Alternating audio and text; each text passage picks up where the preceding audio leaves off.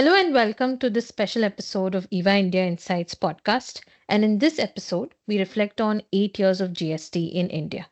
I'm your host Pallavi, and today we're diving into the transformative journey of goods and services tax, a reform that redefined the way India does business.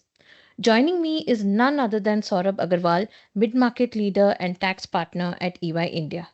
With his extensive expertise in handling advocacy, strategic indirect tax advisory, and litigation, Saurabh will walk us through the achievements, challenges, and the future directions of the GST regime. Saurabh, it's an absolute pleasure to have you here today. Thank you, Pallavi. I'm excited to be part of this conversation and to share insights on this remarkable journey. Thank you, Saurabh. To start off, looking back at the last 8 years, according to you, what would you say are the most significant achievements of the GST regime? Pallavi, if I have to reflect back over the last 8 years, you know, the GST regime has delivered on its core promise of one nation, one tax by subsuming multiple indirect taxes and creating a unified market. We have seen a significant rise in formalization. The taxpayer base has grown from around 68 lakhs in 2017 to over 1.47 crores in 2024. Digitalization has also been a major success, with the GSTN enabling seamless registration, return filing, e-invoicing, and e-way bills.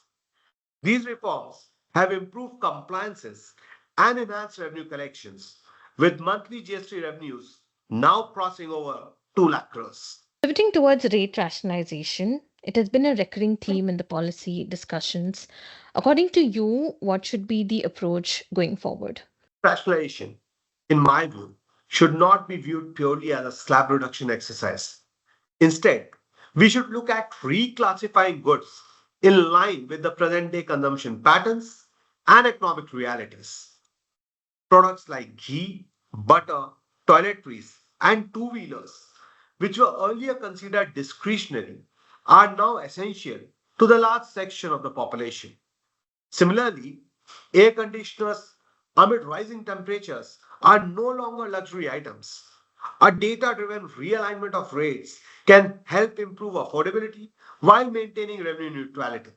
We should also be mindful that India's per capita income has undergone a big time change, and therefore, things which were earlier discretionary have now become necessity for a consumer, and hence there is a requirement to move the goods from higher slabs to lower slabs. Thank you, Saurabh. Now, shifting the focus towards the sectors, which sectors still face structural issues under GST and deserve focused policy attention? Three sectors stand out clearly: automobile, real estate, and energy. Automobiles face high tax incidence and are still considered as sin goods, particularly hybrid vehicles, which are taxed similar to internal combustion engine vehicles. In real estate, the lack of input tax credit on under construction property and retrospective changes, like in Safari Retreat case, create working capital strain and litigation risk.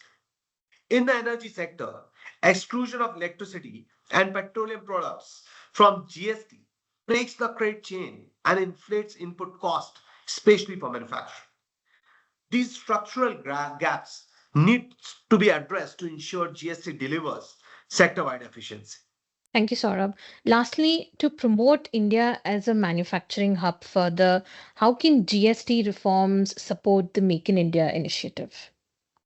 Make in India has been something which is very close to my heart. To support India's manufacturing ambitions, GST needs to enable a frictionless input credit chain, exclusion of petroleum products and electricity from GST. All of these things increase the cost of production, making our products incompetitive over the in the global market. Streamlining ITC rules, reducing the embedded tax cost on electricity and fuels will improve cost competitiveness as India integrates deeper into global supply chains. Thank you, Saurabh. Now, that brings us to the end of this insightful discussion on GST at 8 years. A big thank you to you for sharing your knowledge and expertise on the achievements and the road ahead for this landmark reform. Thank you to all our listeners for tuning in, and we hope you find this episode extremely valuable. Please don't forget to subscribe to our podcast for more such insightful conversations. Until next time, stay informed and stay inspired. This is Pallavi signing off.